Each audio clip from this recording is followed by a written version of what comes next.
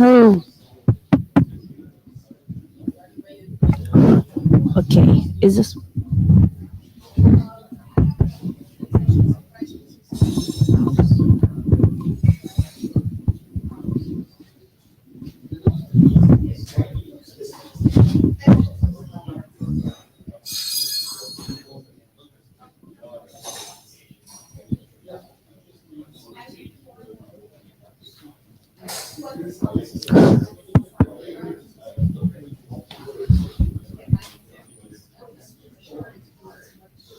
Okay.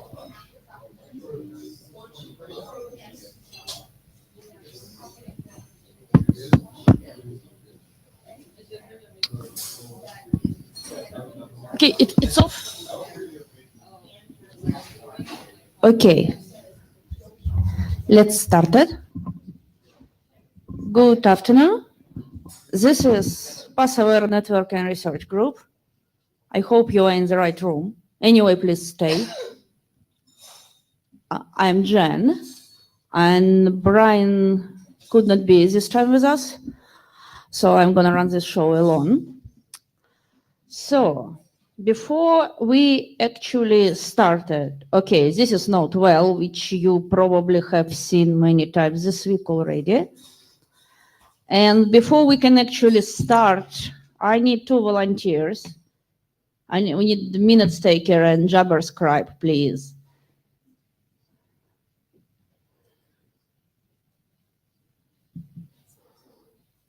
We really cannot start until we find those 2 victims. I'm sorry. Alia, thank you very much. And for meetings, minutes? Oh, come on. You can just listen to the audio stream after and just write it down.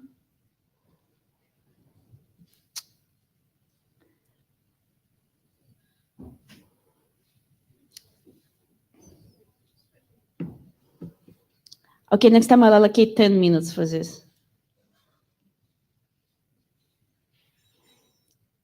No volunteers. That's really bad. Oh, thank you very much. Okay, the hardest part is done for me. So, now agenda for today. We have 3 presentations.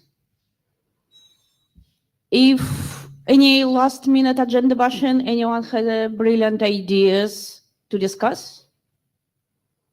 No. Okay. So, what actually been happening in the group, just to remind you, since last IETF, I think Brian posted updated version of his open questions draft. No, actually, I don't think any major changes has been done. I think the document is a pretty good shape, but so I think we can discuss it next time when Brian will be back. So Spencer document about what we should not be doing or what we have done and should not be doing anymore has been adopted. Well done. And we have another individual draft from Teresa, which she is going to present, right, with her cursor. So please, let me change the slides. Yeah.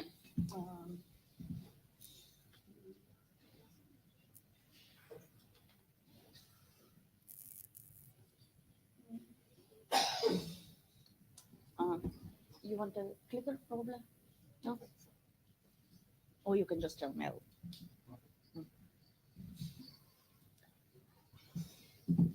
So, hi everyone.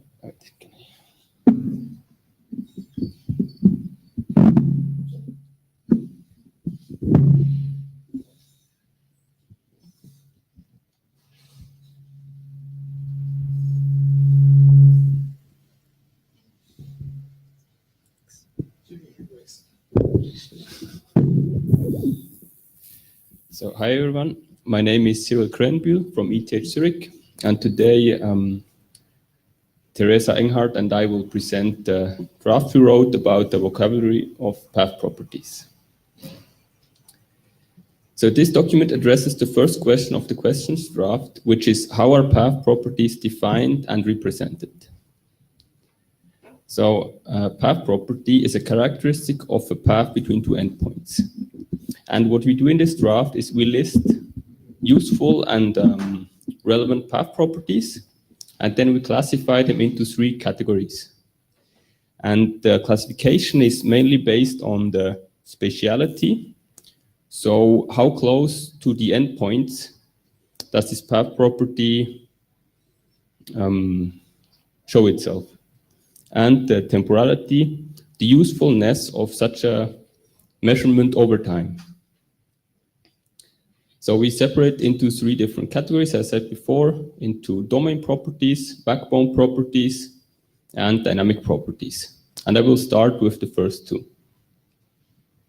So domain properties are properties that relate to characteristic within the administrative domain of the endpoint. So they're usually within the first few hops of a path. For example, the home Wi-Fi network or the Wi-Fi combined with the internet Ethernet link to the provider or the cellular network in case of a cellular connection. And these properties are strongly influenced by an endpoint. For example, you can upgrade your data plan to get a higher bandwidth on your Ethernet. Or you can maybe move closer to your access point, right? Or you can switch to another provider altogether. And for these properties, we usually have a high amount of information. For example, relating configuration, we can use provisioning domains to retrieve information about the local administrative domain. Examples of these properties are the access technology of an endpoint and the monetary costs. Now for the backbone properties, temporality-wise, it's similar to domain properties, so these are rather static. They usually don't change over the lifetime of a connection. So if you have a certain device, for example, a NAT or a firewall, it will not magically disappear within a connection. But backbone properties are not within the administrative domain of an endpoint, so we have less influence on it. For example, if we look at the paths in the backbone of the internet, that of the links that our path takes in the backbone of the internet, we usually have no idea where it is. Sometimes if we have MPLS labels, we can sort of know about it, but it's not guaranteed. And these properties change whenever the route changes, which mean it can be order of hours or days or something like this. And examples of these properties are the maximum transmission unit, which is usually not restricted by the local domain, but rather by the links in between. And the list of features or protocols that are available. For example, a path might allow UDP, it might allow large UDP packets, might support ECN or not support ECN, or might block quick packets or allow them. And the presence of certain devices, for example, a carrier-grade NAT, is also a backbone property. Hi, Yeah. Lars, so I didn't see it in your slides, I didn't see it in the draft. What's your definition of a path? So a path is a set of links and devices that the packet traverses from one endpoint to another. Or links could also be like wireless. So the scope of a path is during the lifetime of a packet? So paths on the internet change, right? Is what I'm trying to get to. And this sounds like you assume that a path is stable for some time or ever. Some parts of the paths are stable, right? Right. So that's what. So define for me what you mean by path. Yeah, I guess the list of links and devices that the packet traverses. So it's so each packet has a path associated with it. Yes. Okay. So of course, if you have your mobile device and you switch from Wi-Fi to 3G, the path changes, right? It's a different access. So if a path has meaning for a single packet, right, then nothing is dynamic. So in other words, so to zoom out, right? I think before you can tell me about what path properties are, you need to tell me what a path is in your mind. Yeah, I see your point. Yes. Right. Yeah, sure. Maybe we can discuss this afterwards, after we see all the slides, because the next properties are quite different. Okay, so let me move on to the dynamic properties, which are mostly end-to-end. So they are not, or usually not applied to either like only the local domain or only the backbone. And what they all have in common is that we expect them to change very frequently on the timescale of, say, milliseconds. And so they are sort of harder to pin down, and we can probably measure them either at the endpoint or on the path with a spin bit, yay, for example. No, we do not, like, we probably generate some samples of those properties, and then at various points in time at which we think it would be useful to know them, we can like have a median or the minimum of this metric of this property, or maybe also we can only approximate it. We just have to live with that we can't know the actual like ground truth for this property, but we have a reasonable estimate that would help us, and they are usually uni and bidirectional. I'm going to show examples on the next slide. Do you have a general question to the concept? Yeah, Rick Taylor. Just a very quick question about, is your intention, so I've done a fair amount of work in the Manet working group about not measuring, but actually going down to the layers below, going down to layer 1, layer 2, and actually letting the per link technology tell the higher layers, this is what's actually happening. You know, yes. So we are not necessarily measuring them at the, let's say, transport layer end to end, but we can also have measurements in the physical layer. For example, that's going to be on the next slide. Okay. So that is usually within the scope of a connection. We have a round trip time and a round trip time variation, for example, and that is obviously useful. So then we can also have an available bandwidth end to end both in the upstream and in the downstream direction. So here that's an obvious example of an asymmetric or bidirectional, I'm not sure yet what the best word for that is, property. And this available bandwidth, I would expect it to change very frequently, and it's also sort of hard to know what the exact value of that is, but we can probably approximate it by looking at the throughput of, let's say, a connection that like transfers a lot of data and it maxes out, for example, the congestion window, and then we can sort of approximate what available bandwidth we might have over this path, whether it's 10 megabit per second or 100 megabit per second. And so that is the basic idea. And then there's going to be packet loss in the upstream and downstream direction on the path, and there might be congestion or an indication that there is congestion somewhere on the path, and we might not necessarily know where. And then speaking to the last point, there can also be dynamic properties that are more local, but we still think it makes sense to include them in the dynamic properties, because this wireless signal strength that either my wireless driver can signal to me, or like that I can measure, or the modulation rate, or also the current utilization of the channel is like something that is probably on the very first hop between like my end device and the Wi-Fi access point, for example, but it is heavily correlated, or it has a high influence on the other metrics, such as the round trip time, and that is why we think that those belong in the same category. Comments on that. Yeah, Lars, I hate to sort of, so this is like a shopping list of stuff that has to do with paths, right? But sort of, I think you need to have a lot more formalism if you want to talk about these things in any sensible way. I mean, we've done quite a bit of work in IPPM and in BMWG on sort of defining metrics. Right? And it's found a lot of these things are related to that or even identical. But it's so sort of, I can argue with almost anything that you've presented, but because I can't really get to what your definition of it is, it's kind of not productive to have that discussion, right? Yeah. So if you go back to his definition, right, that if a path is a thing that has meaning for a single packet, that's I think a good starting point. And then this is. But then what does bandwidth mean, right? Yeah. That is something that is a function on a vector of such path measurements that so if you have a framework that you can describe these things, but just like you're doing it now, even in the draft, is not really useful. Yeah. Okay. So the first step was to just list what we have and to see if that's like something, or if we are like missing something, or like what the general scope is of properties, because we wanted to see like what properties are actually useful and so on. And now probably one of the next steps would be to define it more, say, formally. I would start with defining a path, and then see if you can define some of your properties in terms of that definition of a path. And if it doesn't work, then iterate, right? And I think that would be actually quite useful to have.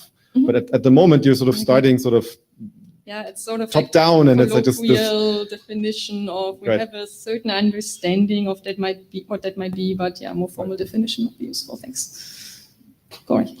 So, Gary Fairhurst, I don't often say this at the IETF, but I used to work with modems. And if I'm designing a modem waveform, nearly everything on that slide can be traded one for another on the next time I send a packet. Modulation rate, I can just change. FEC level, I can change. ARQ level retransmits, I can change. RTT, I can change by changing interleaving depth. I then get packet loss changes, So first comment is, all of these parameters are useful for knowing what happened last time and may tell you nothing about what happens next time you try and transmit, because it's a different trade-off. So this is something to think about. Yeah. The second thing is, I chair a group that does QoS and multiple queues. If you have multiple classes of things, then what happens in a different class affects what happens in this class. So that trade-off isn't even your trade-off, it's the trade-off what happens with the other traffic that also shares the same modulation and coding world. Yeah, so we have to define what packets we are looking at. Yeah, I think this is quite ambitious, but it's really, could be interesting, but you may have to be more abstract in what you actually interpret than what you have here. And the last one, anyone who's worked in this world would hate the word bandwidth here when you think you mean capacity, because bandwidth is the thing that these other things flip. So I really encourage you to use capacity this test. The IETF chooses them interchangeably, but as soon as you start talking about RF stuff, please talk about capacity. Rick Taylor again.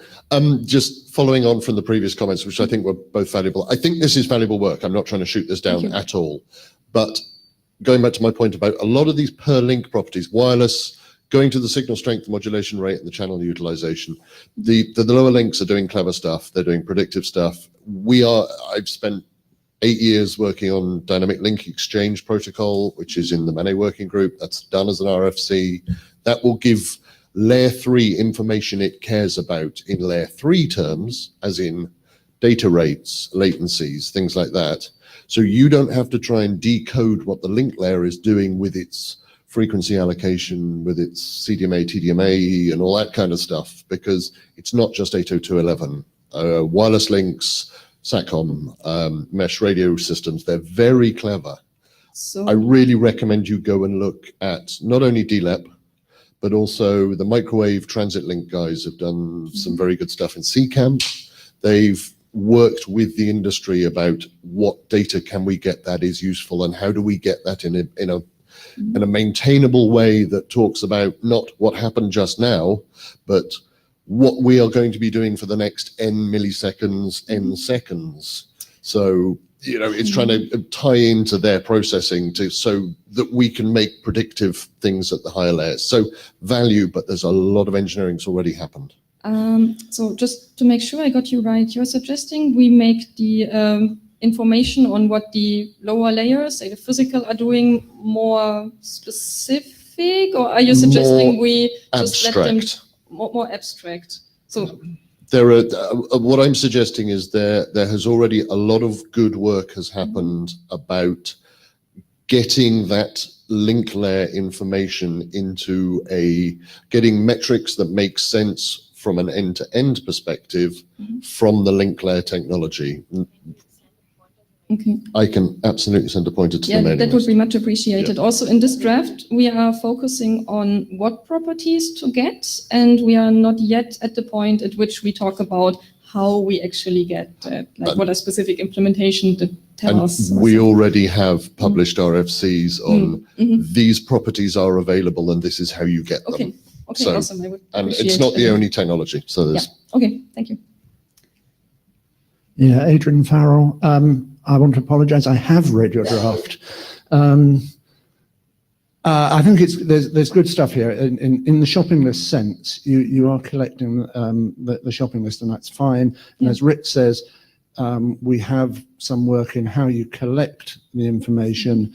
You may be missing work in the IETF in how you aggregate that information end to end. You know, we can get piece by piece, but what is the end?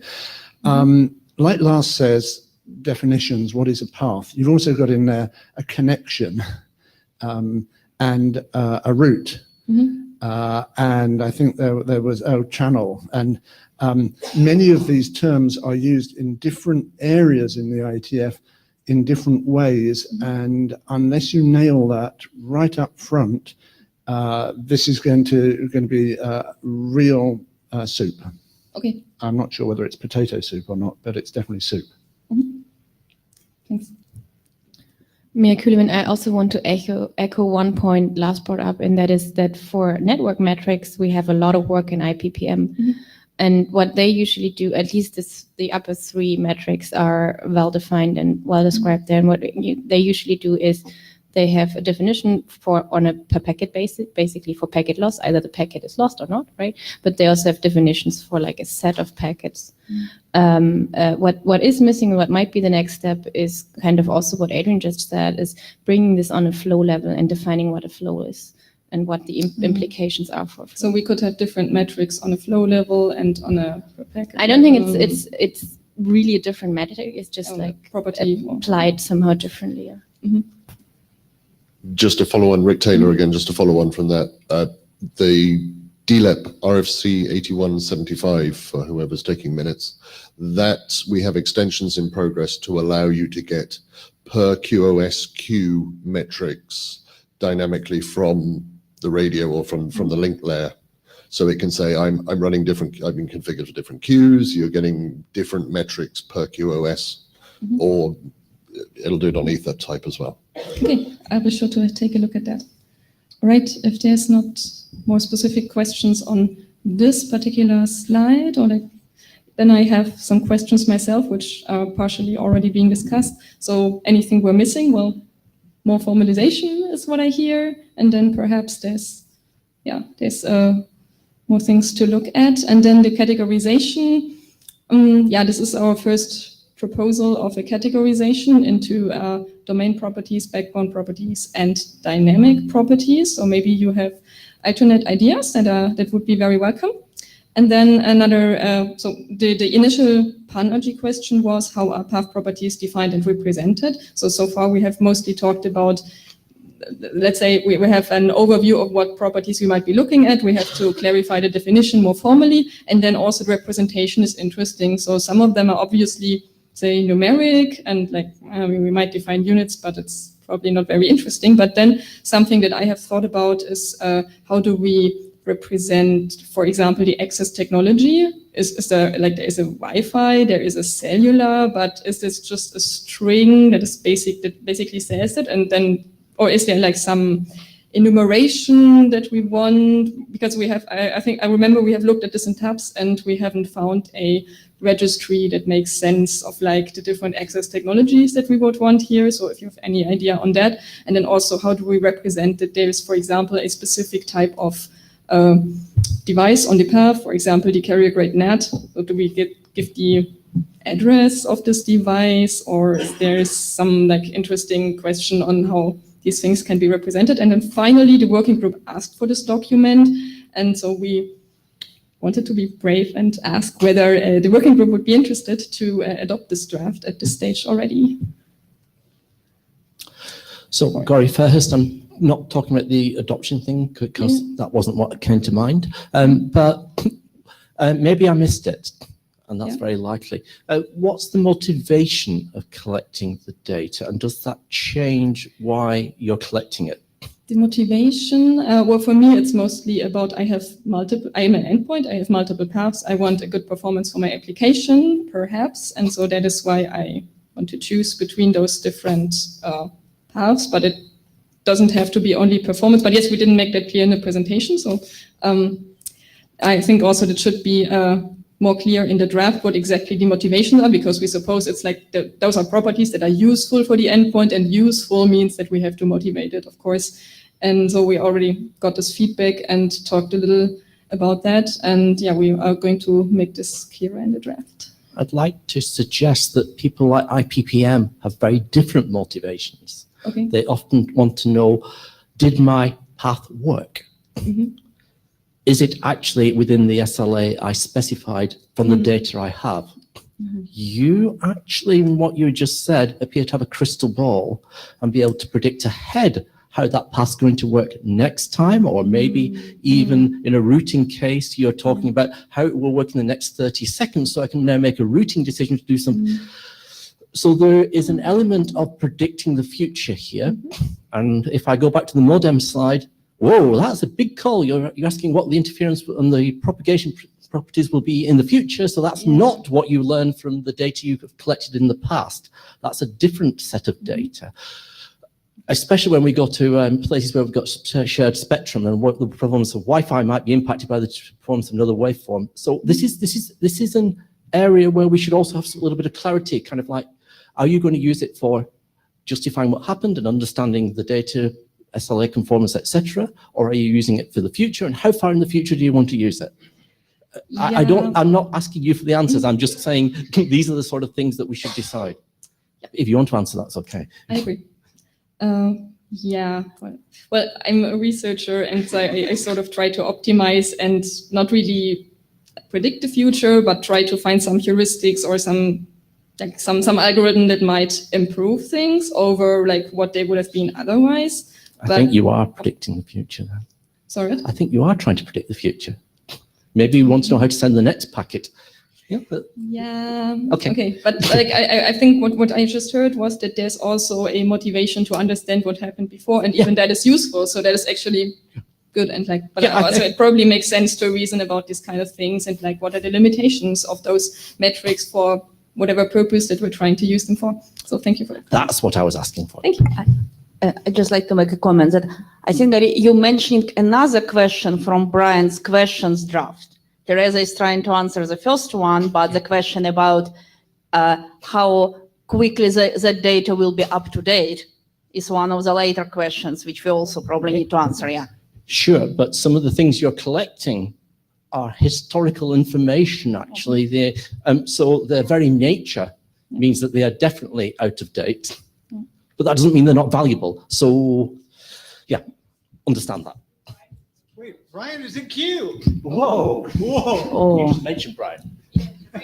Okay, yeah, so I'll, Brian, please.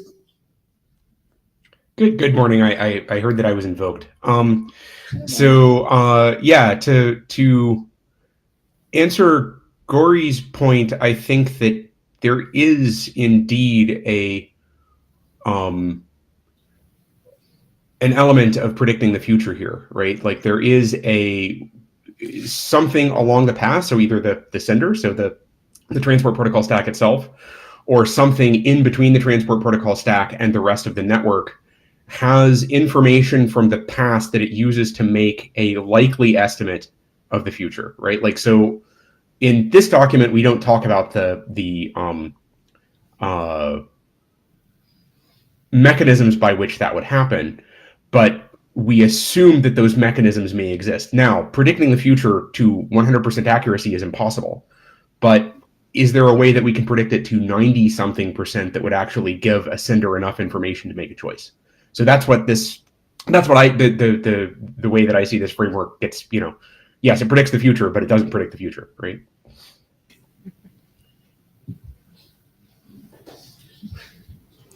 All right, Giovanni, Cydian Labs, and TU Delft.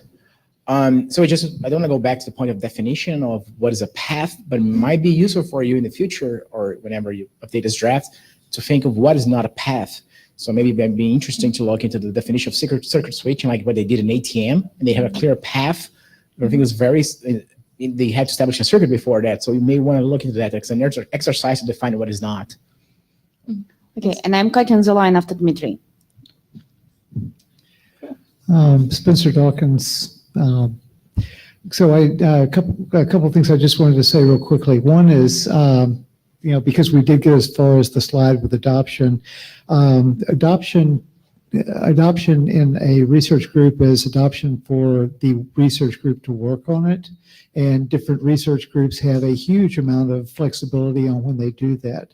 What we did with the what not to do draft was basically I did 2 revisions, I think, or something like 2 revisions just to get started and see how far that got. And basically, the thing with it being an individual draft is that Teresa can change every word in it. And the thing with it being a research group draft is that she starts having responsibility to the rest of the research group to make changes, and we start having a responsibility to help her. So be thinking in terms of when you're ready to ask for help and when you think that would be a good thing to do. I made it 2 revisions and I've asked for help. So just for perspective, I think the other thing to mention on this is that's helpful to think about. This is going to help us have a shared understanding if we ever stop talking about what not to do and start talking about what to do. That we'll be able to understand each other when we have that conversation. So it's definitely very useful for us to have this with that goal in mind among probably others. Lars, good. So Gori made a lot of points that I was going to make, so I'm not going to repeat them, but they were all excellent. One thing, going very briefly back to the formalism, right? So if you don't know what your units are, that's a pretty good sign that your formalism isn't there, because that should just fall out of the math, right? And if it doesn't, then that tells you something. I wasn't saying that I don't know what the units are. I was just saying, okay, we probably need to write them down, but it's not very, my point is, if you had a formal, you didn't need to if your formalism was good enough, because they would just fall out of it, right? Oh, right. But that was just a side question. So it would also be useful since it is partially about predicting the future, right? So the original charter for the ALTO working group over in the IETF, I was area director for that. So they had a very minimal goal that we worked very hard to phrase, and it's basically to do anything that's better than random in terms of, the ALTO specifically tried to give peer-to-peer clients a set of peers that they could start pulling information from them was better than what they're currently doing, which was randomly picking some from the list, right? And that turned out to be super hard. And that is a much lower bar than Brian's 90%, right? So that's just better than random. Yeah. So we at least have some attempts of doing something very simple that we couldn't figure out. So I'm getting a little bit depressed when I see this very complex classification of things, which could be certainly used to solve that little problem we had in ALTO that we couldn't solve, and believe that we can make sort of progress on the big overall thing where we couldn't even do it on a little thing. But that is kind of ties in with the point I was making, that we try to make some decision that is better than what we would have done if we didn't have any knowledge, and that is how I would motivate wanting to. The thing is, you can be worse than random if you have knowledge, and it's wrong. Okay, yeah, so. and we are also okay in this draft. I think we should focus on motivating why these metrics would be interesting, and then leave the actual selection probably up to another draft. I would shoot for better than random. Cool. Dmitry Afanasyev. I just wanted to add that one of the most important things among those attributes which I use for are their statistic properties, because in the end we are trying to predict or infer the future from the past. And essentially, many of the attributes, it's sort of stochastic process. We measure them, and they're starting to diverge. To have to apply it in a real situation, we really need to understand what is the horizon of useful prediction. And basically, the more information we collect, the faster it becomes obsolete. So, and it's a good subject for research, I guess, as well, because it depends on the environment, but in any environment, there will be useful prediction horizon, and those values will change. And if you combine more of them, if you collect more information, it probably will become obsolete faster. And that's also useful information for any control mechanism, because we want to distribute that information. And if our control cycle is basically slower than information change, it's not useful at all. So if we have temporal and stochastic characteristics of all those attributes, it will make possible to understand how many of them we can combine and still will be able to use, and when it's too much information. Okay, thank you for that comment. I think we're having I really like this discussion. I also think it's out of scope for this particular draft, and I would really appreciate if maybe, we could talk about this on maybe. Yeah, perhaps it's another definitely draft. out of scope of particular draft. But I really like it. Okay.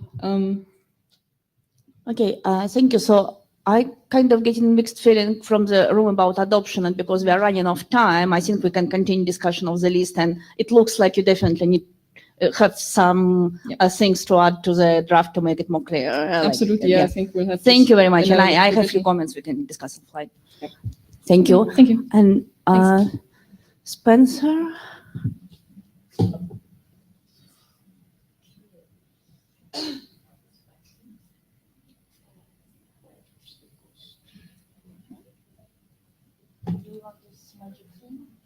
I suppose one of us should change slides from time to time. So, hi, everybody. I'm Spencer, and I'm here to talk to you about what not to do. I wanted to call up everybody's attention to the draft prefix, name prefix changing, because the research group adopted it. And there's also actually a name change as well. Couple things, and this is not a huge change from when I had this slide up previously, but the idea is basically we're not trying to capture every idea, but we're trying to capture every lesson that we need to learn to keep in mind when we get to what to do for path-aware networking. This is now a RG graph, so you all own it, make good choices, and please send comments on the draft contents to the mailing list. This is what the new summary of lessons learned looked like. The ones in red are ones that we picked up in the last round of comments. One was providing benefits for early adopters is key. This is something we've learned on protocol design in general, but it certainly applies in path-aware networking. One comment that we got from Joe Touch was follow the money, which is very close to this topic here. We got a lot clearer statement about routers that don't process in-band hop-by-hop signals in hardware, and that being a problem for a variety of reasons. We got that because we added INSYS. We got these two because we added INSYS. So we still, so adding a couple more was still a good thing to do. A couple more contributions about things we've tried. And the third one got more complex. We had, I want to say that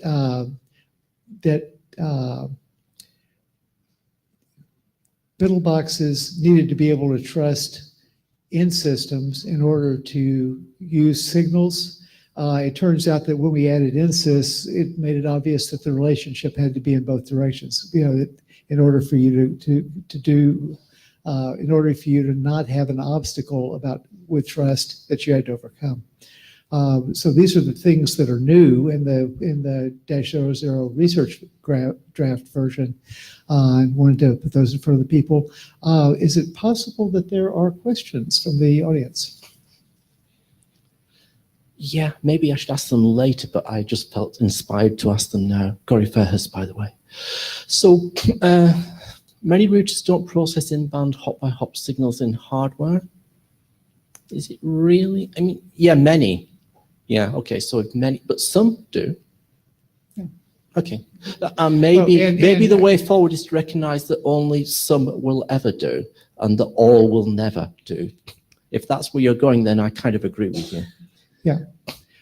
Thank you for the comment. I emphasize, and I don't think I say this strongly enough, this is the summary of the summary. Yeah. So it may be right in the draft, in the summary, but when I summarize the summary here to share with the research group, I might have done violence to it. I think what the point of this is that the processing path is not the same if you put hop-by-hop options on things. Whether that's in hardware or some mystical smoke doesn't matter. But basically, this can slow down a path enough to where operators are reluctant to use the mechanism. I heard scarier things about ECMP recently, which I didn't know about. So I will read that very carefully and try and apply what I have now discovered to that bit of text. The trust thing, each have to trust the other for middle boxes.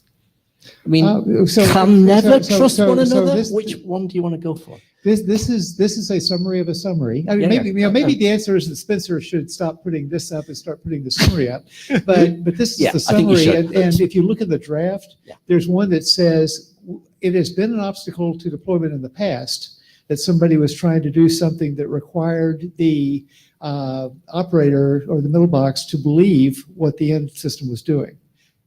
Next contribution down, there was an instance in the past where having the end system trusting the operator was the obstacle to deployment. So, like I say, you could fail in any dimension basically on this. I combined those on this. That's doing violence to, like mistakes were made in translation.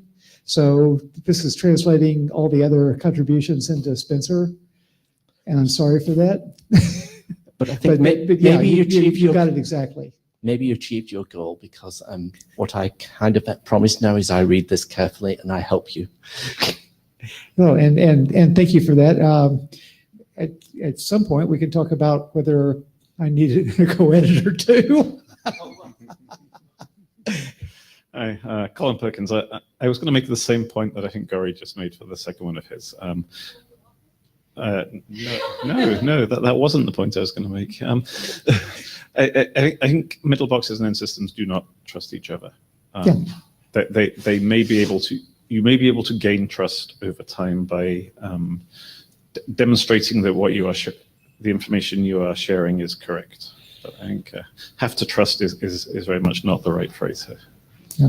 So I may be kind of jazzed about this being a research group finally, and not yet another IETF working group trying to do stuff in 18 months when we don't know how to do it at all. But the fact that we have stories in the past in both directions. Again, this is translating to Spencer, and I probably shouldn't. But this is not to say that anything that we do going forward has to have trust in both directions. It is to say that in the past, this has been a problem in both directions. It has been a problem in each of two directions. And so what are we going to do about that when we get to what to do about path-aware networking? Are you headed back to the mic home? Yes. Hi, Colin Perkins. I would suggest that the summary of the summary may be that the lesson is that whatever we build has to work if the end systems and the middle boxes don't trust each other. Yes, exactly. This is the lessons that we're starting with, I think, on the what to do type work. Any other questions on that slide? Nothing remotely. So this is kind of the high order bits on what I've done since the last time, which is I added a pointer to the IETF workshop report on protocol design and adoption. That's not specific to path-aware networking, nor are the other two IAB RFCs I've added as informational references, but they're worth reading. This one is, as we started to move into the follow the money part of the conversation and incentives and things like that, the ITAT workshop was kind of some of the topics were talking about economic incentives as well, not just technical incentives or performance incentives or something like that. I've added the contribution from INSYS and worked on things a little bit more. I'm not just adding at the bottom, I'm kind of trying to synthesize and rearrange things and stuff like that. And as we said, we had a contribution from Roland and from Martin on INSYS. So that's what's new in this version of the draft compared to the individual versions of the draft that came previously. I said please send corrections, and somebody did. So just because this is a research group draft now, you all need to know what I'm doing in your name. And Wes said, embarrassingly, the BGP specs, flow specs are not the same as RSVP flow specs. Same term is used for different things, unfortunately. So I met with Ron Bonica serendipitously on Monday, and he said what he meant basically in the original text was that the concepts were reused, not that the mechanism was reused. So some of the flow specs had the same names and represent the same kind of things, but it's not a reuse of the flow spec mechanism. So I can fix that, and I am in blue is what I'm planning to do unless somebody stops me. Would it make sense to say anything about XCP, PCN, or Connex? So high order bit is what other contributions would provide lessons that we don't already have in section 2. Those are the additional contributions that we should be soliciting. And I'm not shy. I've managed to hunt down. I think one other of these sections was a volunteer, and everybody else was caught by me from running, chasing them to do the contribution. So I'm not shy about chasing contributions. I just, like I say, need to know kind of what the research group thinks about what else matters. And the question is, what lessons would these contributions provide, whether it's one of the set of 3 or whether it's some other contribution? So I'm kind of sitting on that comment right now. Adrian, are you for me? Sorry, I was a little lazy getting up. Is this about the first slide? It's about the flow spec thing. The word you're looking for RSVP is filter spec. Okay, cool. Thank you. The first RFC that I worked on was 2741, and those are 2200 RFC numbers. So there's a lot of things that happened before I got here. Mirja?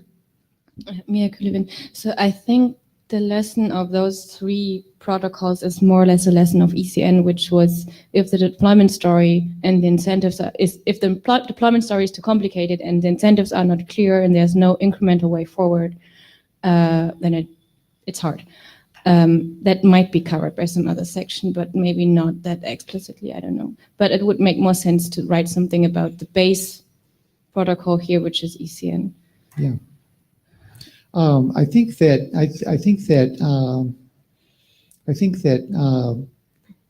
what I'm hearing you say sounds probably most like the INSYS contribution that we just got. Yeah. So maybe we would, like I said, this is what the editor position is basically doing, is saying, will we learn enough about adding a contribution to change what's in the lessons learned summary? So I had a different comment. I had the feeling that Lars was kind of keen on writing something about Alto. No, I'm going to. That lesson might actually be slightly different. But what Lars said earlier was like they tried to be, better than random, and even that was hard, right? So that might be slightly different lesson that you want to capture. The fact that there are 2 past transport area directors that were responsible for Alto in the room that I can see. You were not responsible. pick your words. And Miria is the current AD who has the pleasure of Alto. And we're all worried about path-aware networking. That kind of tells you something, but it could be a coincidence. This one here, there was a statement of, there was an insertion on the SHM-6 discussion about, Lars, are you heading towards the microphone? Yeah, I was just gonna, since Alto came up. I mean, that doesn't mean we have to talk about Alto. No, but so Alto really, so this was a pressing problem at the time, right? The peer-to-peer traffic was like really killing operator networks because it didn't go where it was supposed to go, it went like random, right? And so there was a clear incentive here, right? Both the operators were benefiting by making this information available that would hint to the clients where to connect to. And the clients were probably going to benefit because, they got onto the bigger paths right away with more capacity on them. And we still couldn't deploy this and make it work. And so the incentive for that actually were there. Otherwise, we wouldn't have chartered it. But it died for many other reasons. And also, Alto now is very different. I don't know how they got to recharter and still keep the name, but that's another story. We'd have to come up with another mailing list. Mia Kulevan again. But that was my point. I think it was not the incentives in that case. It's a different lesson we can learn from that. Yeah. Somebody has to write it down still. So I think, maybe a second order pass through stuff as this draft starts maturing, and it's not on my slides because I just thought of it, but I think one of the next things that we can do is to say, if these have been obstacles to deployment for some network-aware, path-aware networking mechanisms, have they ever been overcome, and what did they look like? So I think that's a very fair observation to make. Yeah. So this one here, yeah. So basically, I got text that kind of the text that I got from Eric Nordmark was accurate at the time, where it was basically talking about HTTP state and assuming that everything is running over TCP and stuff like that. This is like 10 years ago, right? That's not a meaningful explanation in 2018. As far as Spencer's concerned, what we're thinking about now is not HTTP state and file descriptors and things like that. It's talking about transport connections in general, which as long as the only thing we were doing was query response over UDP plus TCP, the only thing that mattered was TCP. But that's not where we are now. So I'm just basically up leveling that point in the draft. If that makes sense. Melinda, are you thinking? Okay. Should we wait for you to think, or you can bring me back if you need to. Cool. Thank you. That was hard thinking. I could see two rows back. This one. So there was this text in there about in the SHM-6 section, and I want to be very clear that this text as part of that section was something I wrote, not something that Eric Nordmark wrote. But basically saying, the observation was that SHM-6 got a lot of operator resistance because you had untrusted end systems that were going to be making decisions to swing traffic around from one set of paths to another. I happened to be at the NANOG session when Jeff Houston and Dave Meyer were doing their pitch to the operator community about SHM-6, and they were like, "Are you nuts?" But what they were coming from, especially at that time, was the level of security in widely deployed desktop operating systems, and basically how easy it was to roll up a 40,000 botnet, where you could say, I'm going to move all the traffic that I'm doing on this network path through this ISP, and they don't care about the path, but they care about the ISP. Through this ISP, I'm going to roll it all over to that one. And it's all running at more or less full speed. And that will come as quite a surprise to the second operator who thinks he has engineered his networks well enough, except when everybody at the world shows up at full speed. So that was the concern. Okay, so I'm not, in the mind of Spencer, I'm not sure how that is different from SCTP or MPTCP, but my thing was no one cares. But that makes a larger point, which is one goal for this draft is to use it to spot proposals that might trip over known obstacles and lessons learned. But the truth is always appropriate.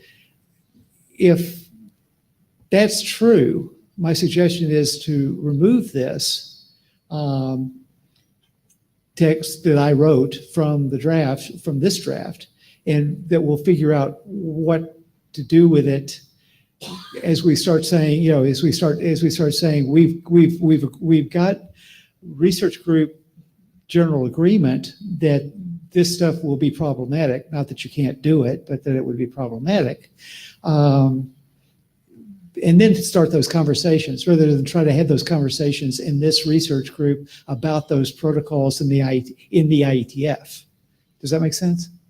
Lars, go. So I'm at a slightly different point. With MPTCP specifically, I'm not so familiar with the discussions on Shim6, but with MPTCP, because it was using multiple paths in parallel and it was coupling the control loops, the concern that operators had is that that would allow an endpoint to do a real-time comparison of the performance it was getting. And that was worrisome because it would, it could make an operator look bad. Right? Because up until then, usually you were using one path at a time and then you maybe switched to the other path. But at that point, you didn't really know how good or bad the other one was. But this was using paths in parallel and specifically being able to tell, this one is giving me less loss and better delay, and therefore I'm going to send more traffic there. And then pretty soon you might ask yourself, why am I paying for that other link when it's consistently worse? And that was a big discussion, right? And it seems like for this particular effort in this group, right, that'll be a much more interesting discussion because you potentially, like Teresa and her colleague, had a lot of things here that multipath TCP didn't even capture, right? It was purely based on TCP level information like packet losses and round trips. And already the operators were freaking out. There's this tussle here for an operator, right? How much do you want to help the endpoint make a decision when the decision might be to move away from you? And that may actually be the point, which was that the operators could tell you were doing Shim6.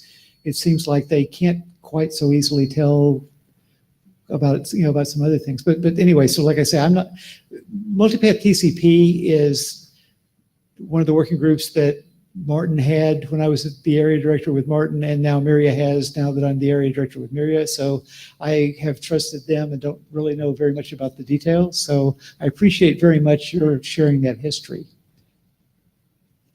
Teresa Enghart, agree with what Lars just said. I find it really interesting to know about why MPTCP, what kind of resistance MPTCP met and why it still, I guess, was more successful than Shim6, I don't know. And I'm wondering what kind of draft would that be to put this lesson in? Is it a draft like what to do instead of what to not do? Yeah, I mean, people have been trying to give me what to do information since I started the what not to do draft. So I know that there's interest in the research group to do that. And I think that will be a good thing. One of the other points now that's worth me saying out loud, when we started PANRG and when I asked about this draft and they said, that sounds like a fine idea, start typing, was basically that we had just finished a presentation on 10 years of path-aware networking stuff that didn't get deployed.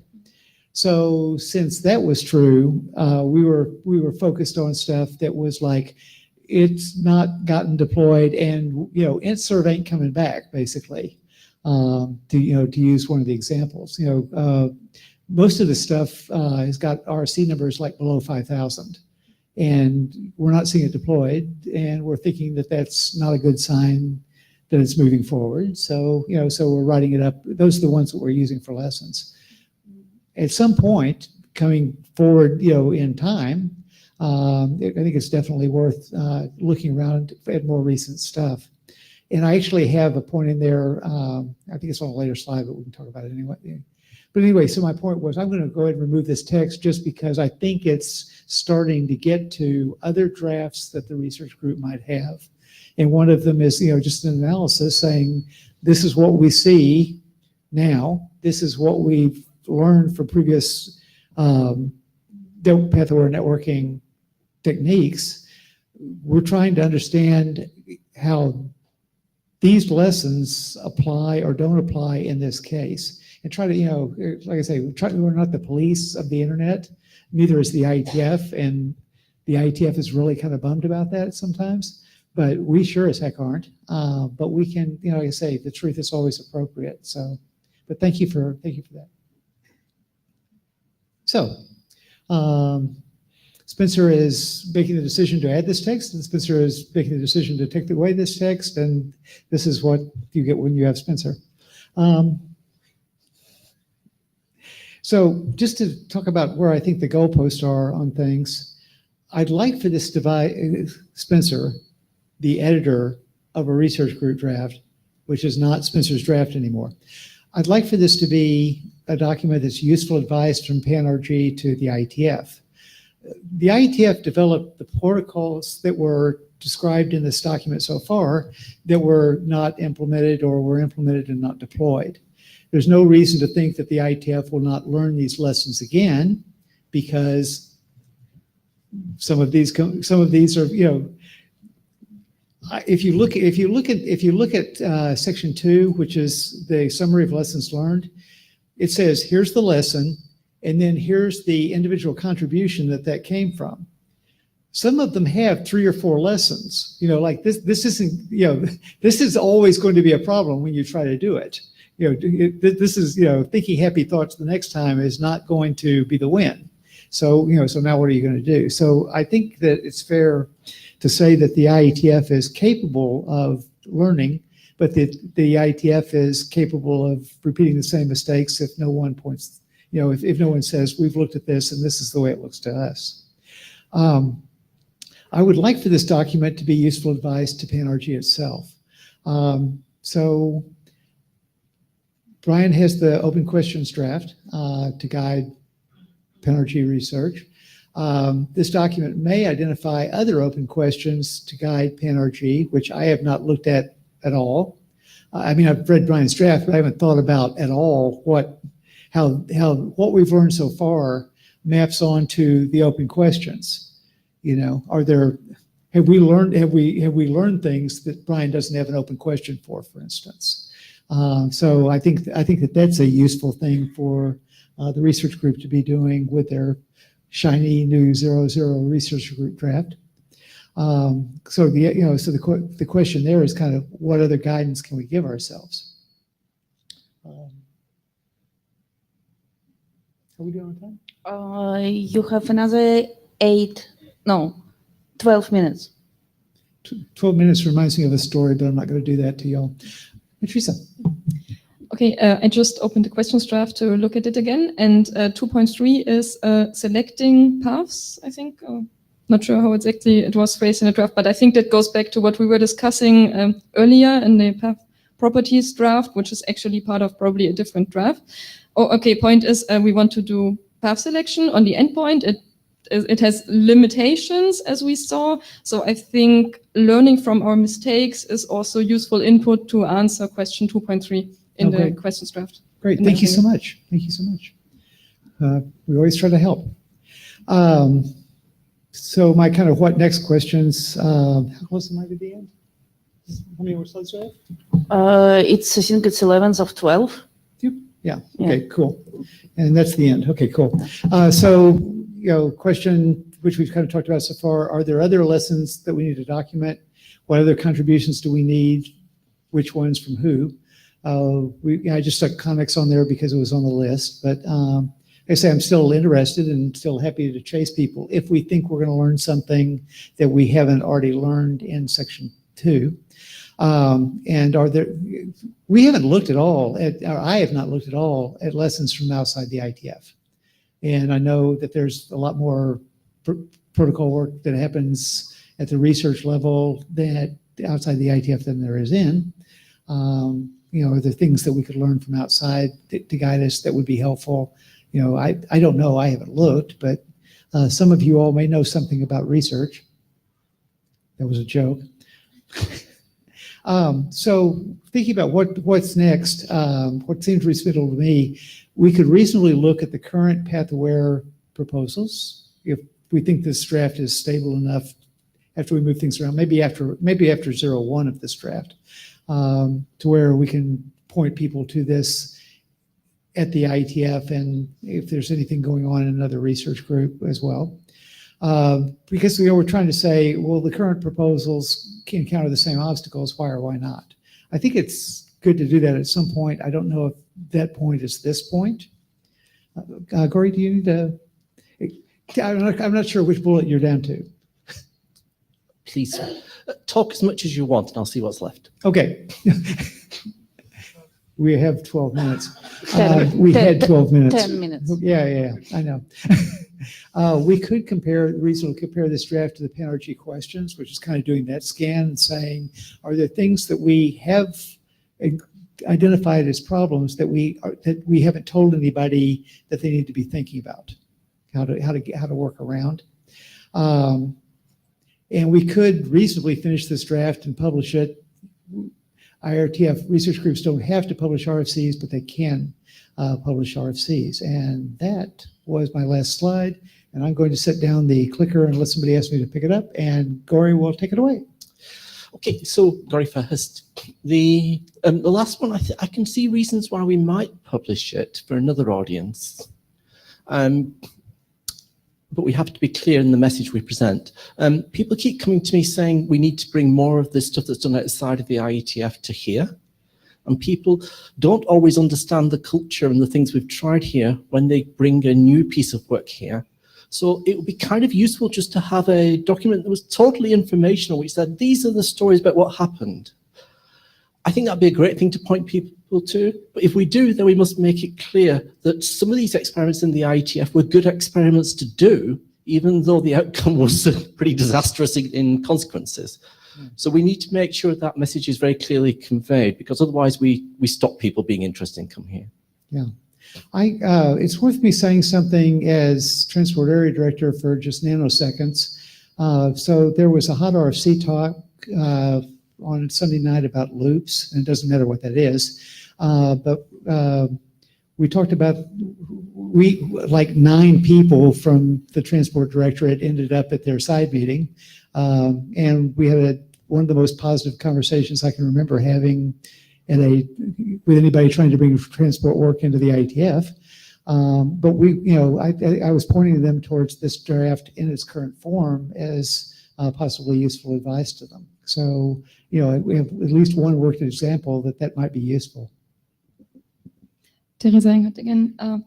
If I remember correctly, in Montreal at the last PANRG, it was pointed out that this group right now, and like who's speaking, is very transport focused, and we would like more routing people here. So sadly, I haven't gotten the opportunity to go to the Spring Working Group, for example, and invite them to come because it conflicted with Quick. So I'm wondering if there's routing people in the room and maybe they have more protocols, more lessons to teach check us. check that, yeah. Cool.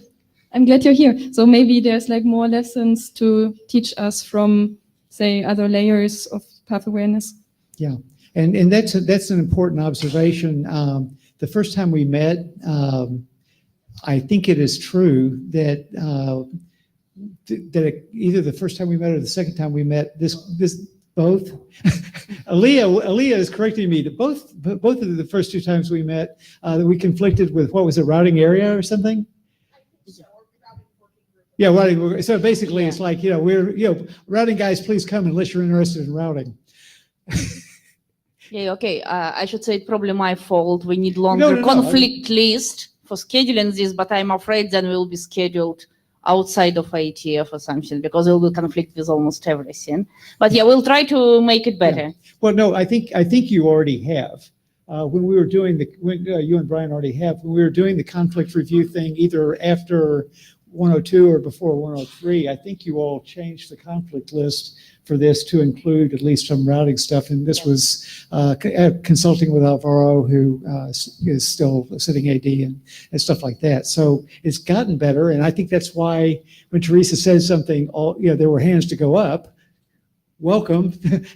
But like I say, that's really important to keep in mind and to ask who else might need to be here. So thank you for that. Mia Kulimin, I can just agree to Gore. I think we should publish that because we've been talking lately a lot about archival value of documents. And in this case, it's really keeping institutional memory about these things, because there are a lot of people in this room who know all the stories, and that's always why I enjoyed coming to the IETF and talking to those people. But writing it down and having an easy way to access this information in a condensed and structured way is definite value. And I also want to agree to Gori that we maybe want to do another editorial round to get the message really right, that there was value in all those experiments, and we're just not listing only stuff that we hate or whatever. It's about the lessons learned about this. Yeah, I think every time that we've made an editing pass over this, we've tried to make it less. Your proposal is bad and you should feel bad, and more trying to tell you it's like.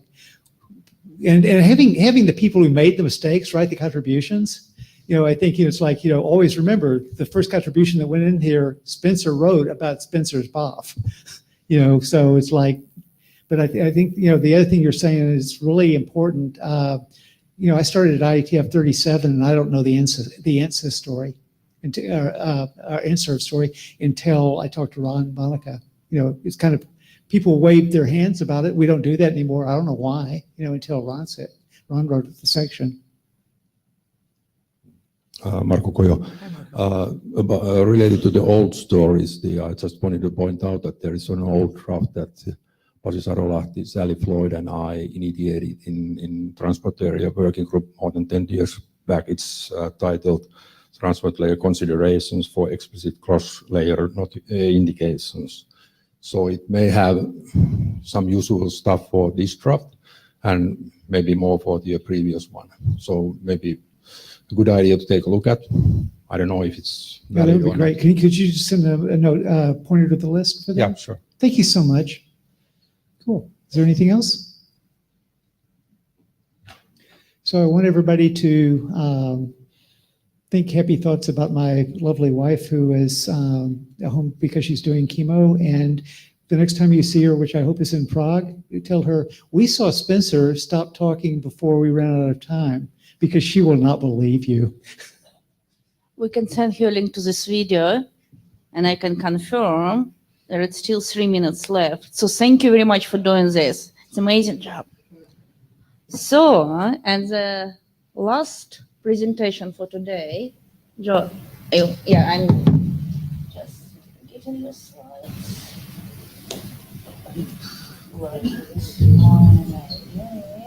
Okay. This one.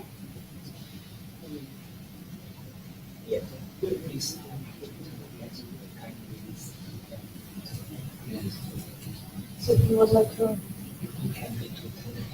Oh, okay. But you I want to read it. Okay. Sure. Hello. I want to talk about the problem statement of the overlay path segment forwarding. Next.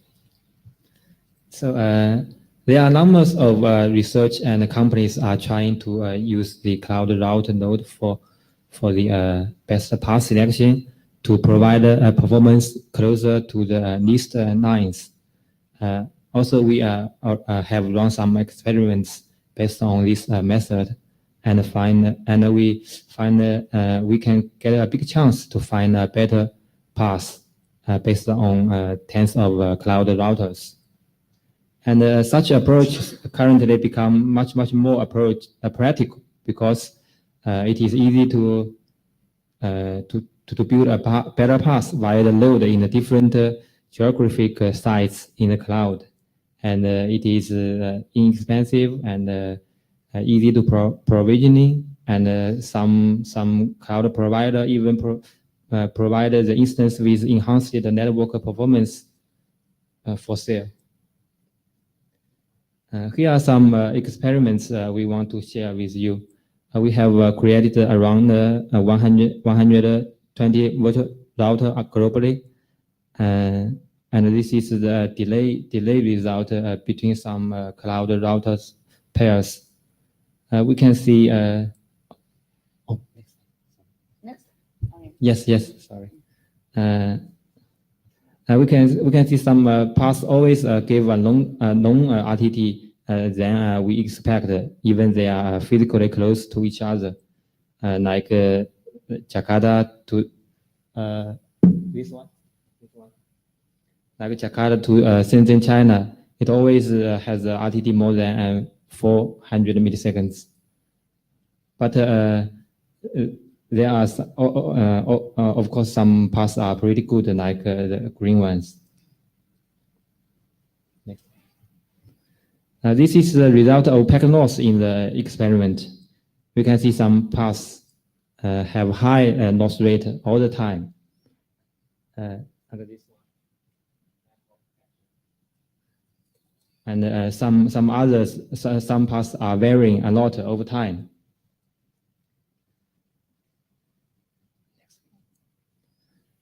And we also figure out some problems in the overlay-based cloud network.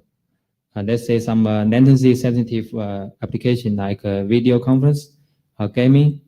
Their delay needs to be shorter than like 200 milliseconds or 300 milliseconds, for example.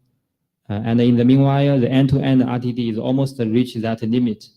So the traditional end-to-end packet recovery mechanism is not good enough to meet the request. So better quality over best effort internet is wanted. Actually, there are some companies are doing this in the market. And also we have some potential methods to fix this, like the local retransmission over the cloud router and the FEC over single or multipath segments. So why bring it up now? Because currently the cloud internet always allows better paths to be created and selected based on the cloud router, the virtual load. And the cloud router naturally breaks paths to a multiple path segment. And this load existed or can be easily created and manipulated. And because these are VNF-based, software-based, so it is easy to add functions to this node. And the emerging technologies like virtual I/O are making forwarding more efficient. So the problem too is the inaccuracy in the sending rate decrease at the sender. Currently, the TCP sender decreases sending rate by a fixed ratio whenever a packet loss is received. TCP do things like this because it has no much information available to determine how much to decrease. Currently, the cloud router, the overlay node could provide much more congestion information to the sender, and the sender could decide if decreased sending rate is necessary and how much to decrease. The potential method, just as I said before, now, the node could provide richer congestion information to the sender.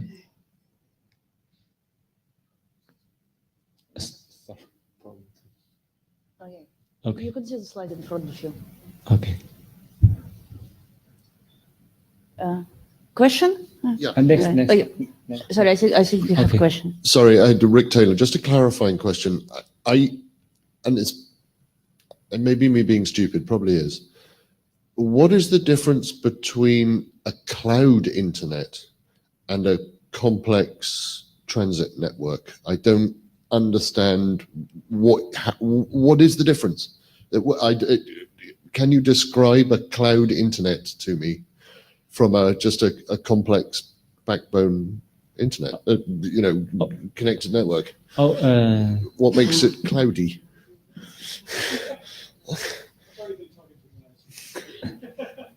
The network connected by the overlay load, we call it cloud internet. Actually, it's a cloud-based network. Aaliyah Atlas. So cloud networks are it's a private network, right? Except people can connect in and use, and they can connect in privately, or they can connect in via VPNs or whatever to get to their private cloud.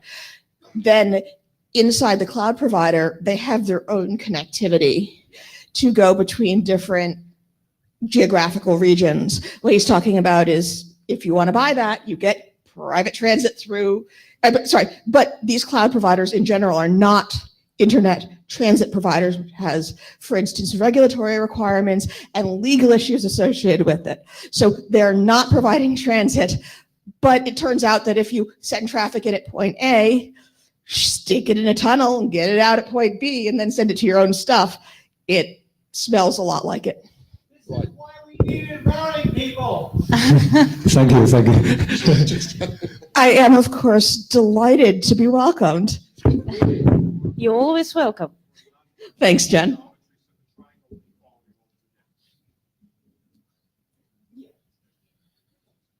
Hi, Colin Pickens. Is there also an assumption that you're doing processing in the clouds as well as just routing? Sorry? Is there also an assumption that you are doing processing in the clouds, or is it just being used for routing? Processing or routing? Is there an assumption that you are using the clouds to do complex processing on the packets, using some of the compute infrastructure that is in the clouds, or are you just using them as a routing overlay and just essentially running a software router in a cloud-based node? I mean, I think it's just using it as a routing node.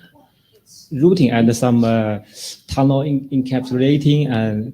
So you're encapsulating the packets and tunneling them, but you're not doing any other complex processing. Rick Taylor again, just to reply, what I understood from Aaliyah was you're literally just using their infrastructure. It's the fact that and their computer is required to push the packets around, but it's the fact that they're not a national ISP or whatever, but guess what? They've got the connectivity. Oh, yeah, clearly they have connectivity, and you're just using it as a routing overlay rather than as a caching overlay or a compute processing overlay. I'm on the right slide. Yeah, next one. Next one. Next. You can see which one I'm in front of. Yeah, right. So we want to take this opportunity to do the loops, localized optimization on path segment. Refer to this picture. Below the end-to-end path, we have multiple overlaid path segment between overlay nodes, the ON, and we can try to solve the problems mentioned before, like the slow recovery over long haul and the inaccuracy in sending rate decrease at the sender. And also this solution has some other issues should be addressed, like the impairment, temporary outage of the virtual hop, and the limited capacity of the ON's virtual nodes. Adrian, you have a question? Hi, Adrian Farrell. On that previous slide, I want to pick again at the definition of the word path, because when we have a path segment in the network layer, this is a different path type than a path in the transport layer. And I would have thought that if you want to talk about transport paths, the path segment needs to pop up into the transport layer. I may be being really pedantic, but so what your picture is fine. The labels on your picture upset me.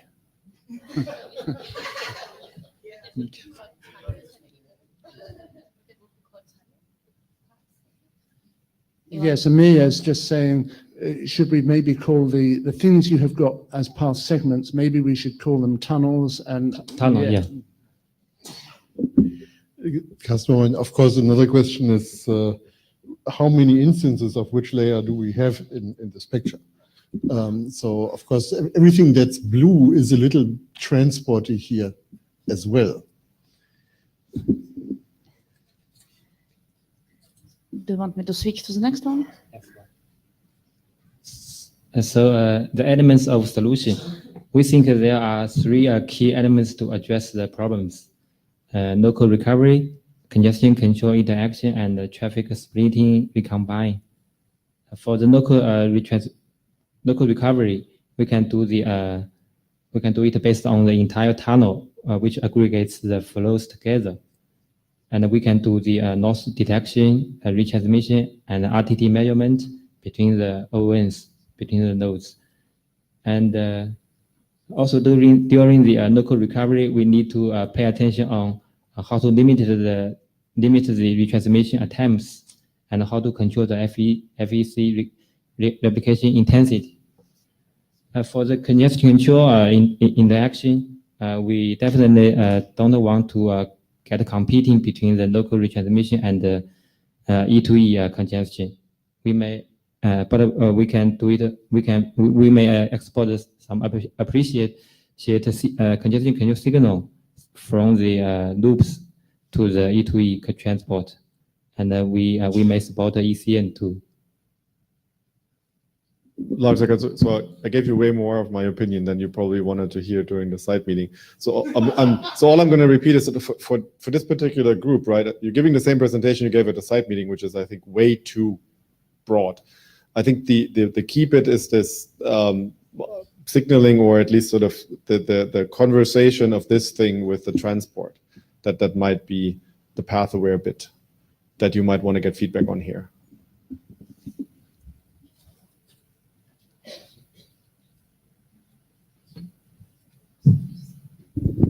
Sorry, Rick Taylor again. I'm just trying to work out what's going on here, and I'm a bit slower than everyone else in the room, I think. So this is, as I understand it, you're trying to say, I don't quite get what loops is. It's a signaling protocol between your tunnels, so that although your packets are living within a tunnel, it's to signal the information by the fact that it's actually an overlay on top of a much more complex underlay. Or am I miles off? It's a overlay-based mechanism. Yeah. It encapsulates all the original payload to the tunnel. Yeah. Then it do the per hop mechanism instead of the end-to-end, like TCP. Underlay or overlay hop?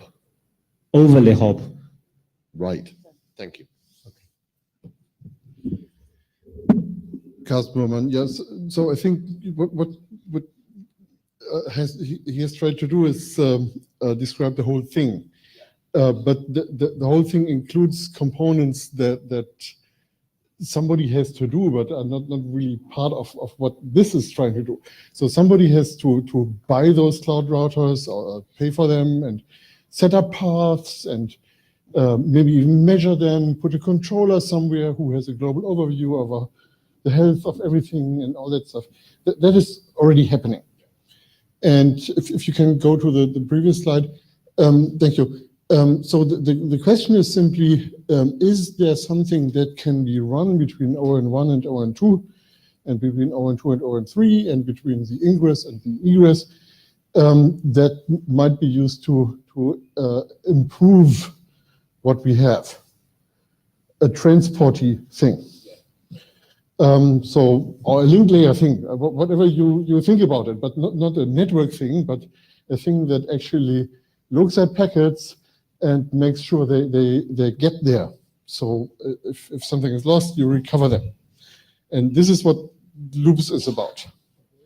So it's not trying to solve the problem, how do I get the best path I need and so on. Somebody's already solved that. It's just now that I have those paths, how do I get local transport, the lower blue things running? And the other question, of course, is how do I avoid that fighting against the upper layer transport, but exactly the inverse, how do I get these two transports to live forever in harmony? Harmony is good. Atlas, yeah, so the feedback loops between the lower layer and the upper layer there are, certainly that's an interesting question. you're talking about the path between, say, ON1 and ON3 as if it's, because it's a tunnel, it's taking a single path through the network. And I think that's not a very, I mean, is that your assumption? Because it doesn't make sense to me. Sorry. You're talking about the traffic that takes the tunnel between ON1 and ON3, for instance, or ON2 in this case, as if it is a single path, as if it's taking a single path through the underlay. And I don't think that's an accurate assumption. It's also not an important assumption. Sorry? It's also not an important assumption. The important thing is that the packets get from ON1 to ON2. Right, but if you're trying to measure things like RTT or probe the health of the tunnel, then it's a much more exciting problem. Yeah, but that's the problem that every transport has. Sure. Yeah, so we are running slightly over time, so I'm cutting the line after Goris. Yeah, Spencer Dawkins, so I'll just be real quick and say, we're, focusing on asking the group and everybody to focus on the path parts of this, because we can screw up transport on a single path all by itself, but especially the thing that you had on the other slide that you've been showing that's got the path splitting and traffic recombining and stuff like that at the bottom, and then probably starting to get into the number 2, things like that. But like I say, is be thinking, whatever anybody else is, can help you with, definitely the Path Aware Networking research group has got to be thinking about those kinds of things because nobody else is thinking about them. So thank you for bringing the work here. Thank you. Next. This one. So you have -1 minute. Okay. Minus. Okay, so the future work, so I will finish it soon. So we think there are some work items that may highly relevant to this research group, like the traffic splitting and the multipath utilization. So we want to collect your feedbacks. And we also have a live test bed running in the internet. So if you are interested in it, please come to me. Thank you. Okay. Thank you. And nobody moves. Please raise your hand if you have not signed blue sheet. Okay, good. I'll come to you. And thank you, guys. See you in Prague. Yes. I'm doing nice. Okay.